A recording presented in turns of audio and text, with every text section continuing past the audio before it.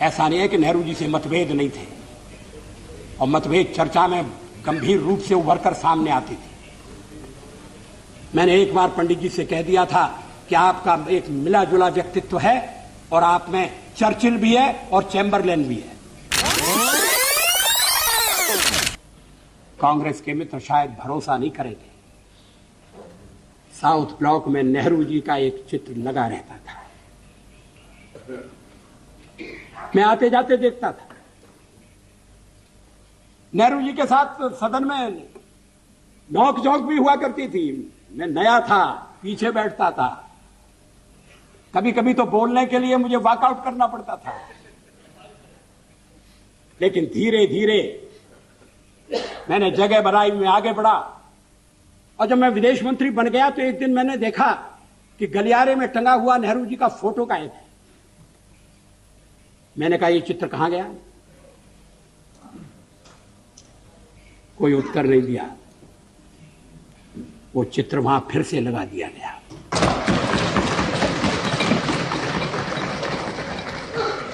क्या इस भावना की कद्र है? क्या देश में ये भावना पनप है? ऐसा नहीं है कि नेहरू जी से मतभेद नहीं थे, और मतभेद चर्चा में गंभीर रूप से उभर कर सामने आती थी।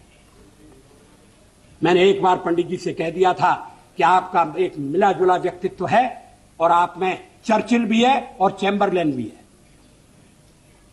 वो नाराज नहीं हुए।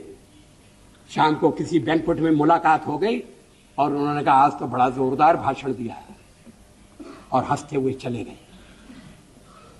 आजकल ऐसी आलोचना करना दुश्मनी को दावत देना। लोग बोलना बंद कर देंगे। क्या एक राष्ट्र के नाते हम मिलकर काम नहीं कर सकते? क्या एक राष्ट्र के नाते हम सब आने वाले संकटों का सामना नहीं कर सकते?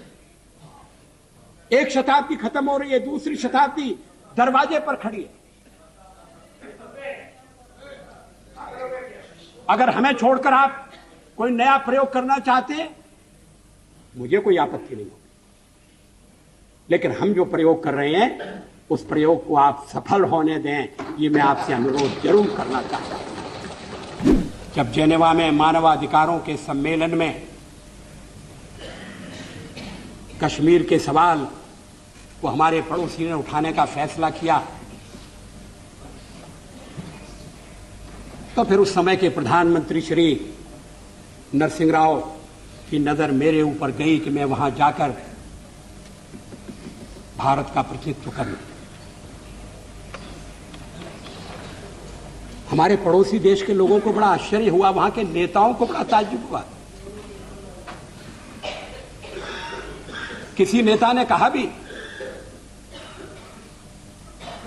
कि भारत का लोकतंत्र विचित्र लोकतंत्र है कि प्रतिपक्ष का नेता अपनी सरकार के पक्ष को रखने के लिए जेनेवा जाता है, और एक हमारा प्रतिपक्ष का नेता है जो देश के भीतर ही ऐसी कठिनाइयां पैदा करता है जिससे अंतर्राष्ट्रीय बाधाएं और उत्पन्न होती हैं। लोगों ने कहा कि नरसिंह राव जी सरल आदमी नहीं है, बड़े चतुर आदमी हैं। ये मत समझिए कि वो केवल देश की एकता का प्रदर्शन करने के लिए भेज रहे हैं। कहीं कहीं उनके मन में यह भी हो सकता है कि अगर जेनेवा में बात नहीं बनी और खिलाफ प्रस्ताव पास हो गया तो दोष में हिस्सा बटाने के लिए वाजपेयी भी बलि का बकरा बनाया जा सकता है। मैंने इस पर विश्वास नहीं किया।